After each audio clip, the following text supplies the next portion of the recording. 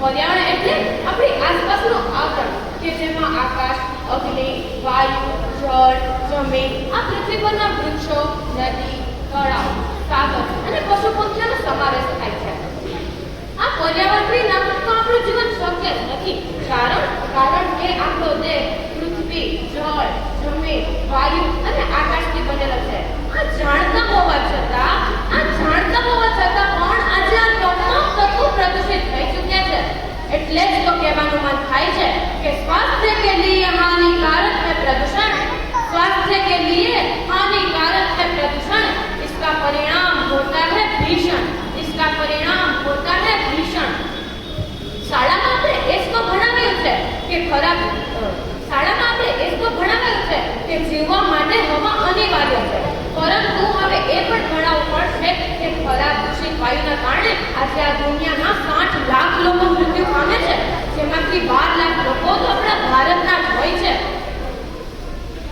વધતા જતા વાહનો, કારખાનાના ધુમાડાને કારણે આજે ઓઝોન વાયુનું પડ તૂટ્યું છે, જેના કારણે જ આપણે આ અસહ્ય ગરમીનો સામનો કરવો પડે છે. ત્યાર પછી શુદ્ધ હવા શોધવા આપણે પહાડો, જંગલો કે પછી ગામડે જવું પડે છે. ત્યાર પછીનું તત્વ આકાશ તત્વ કે જે આપણા માથાથી લઈ બ્રહ્માંડ સુધી વિસ્તરાયેલું છે, જેમાં અનેક દેશ 2300 જેટલા ઉપગ્રહ છોડીને આજે તેને પણ ખરાબ કરી નાખ્યું. આકાશ પ્રદૂષિત તો પછી તેમાં અગ્નિ કેમ બાકાત રહે? હોળી જેવા પવિત્ર તહેવારમાં આપણે ટાયર સળગાવીને વાયુની સાથે સાથે અગ્નિને પણ પ્રદૂષિત કરીએ છીએ. પછી રોગોની હોળી આપણા શરીરની અંદર પ્રગટે, એમાં નવાઈ શી? દોસ્તો, પવિત્ર અગ્નિ તો યજ્ઞ પૂરતી જ સીમિત રહી ગઈ છે. आकाश वायु अग्नि को किया बेकार, आकाश वायु अग्नि को किया बेकार, तो क्या बचा होगा पानी निराकार, तो क्या बचा होगा पानी निराकार. आकाश प्रदूषित, वायु प्रदूषित, अग्नि प्रदूषित, तो હવે તો પાણી તત્વની તો વાત જ શીખાતી. દર વર્ષે આ લોકો પાણીની તંગી અનુભવે છે અને ઘણા લોકો તો ખરાબ દૂષિત પાણીના કારણે આજે રોગના ભોગ બને છે. તો દોસ્તો, હવે આપણે વિચારવું પડશે કે હમ સભી કા બસ यही वो नारा, हम सभी का बस यही वो नारा, बीमारियों से दूर हो परिवार हमारा, बीमारियों से दूर हो परिवार हमारा.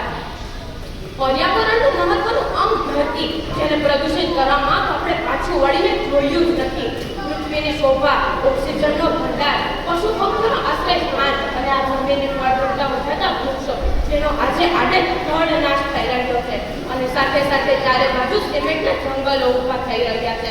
આમ એક મધ્યમ કદના વૃક્ષની કિંમત ગણવા જાય ને તો 15 લાખ થાય, જેની કિંમત આપણે આજે ઘટાડીને આ ધરતીને બેદાન બનાવી દીધી છે. ખેર કચરાના ઢગલા આ જમીનને વધુ પ્રદૂષિત કરે છે. આપણે સવારથી સાંજ સુધી અનેક પ્લાસ્ટિકની વસ્તુનો ઉપયોગ કરીએ છીએ.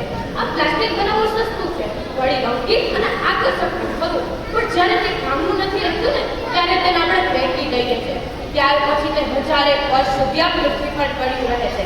ત્યાર પછી તેને સળવામાં વર્ષો લાગે છે. આપણે દરરોજ અનેક ચીજ વસ્તુઓ લેવા પ્લાસ્ટિકની કોથળીનો ઉપયોગ કરીએ છીએ.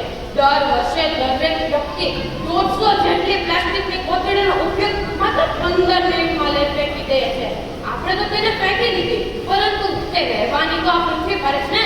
તો મિત્રો, હવે આપણે પર્યાવરણને બચાવવું પડશે. જો બચાવશું નહીં ને, બચાવવા માટે જાગવું પડશે. જો આપણે જાગીશું નહીં ને તો આપણે પસ્તાવાનો વારો આવશે. એટલે મિત્રો, મારી સાથે કહો, પર્યાવરણ બચાવો, પર્યાવરણ બચાવો, જીવન બચાવો, જીવન બચાવો.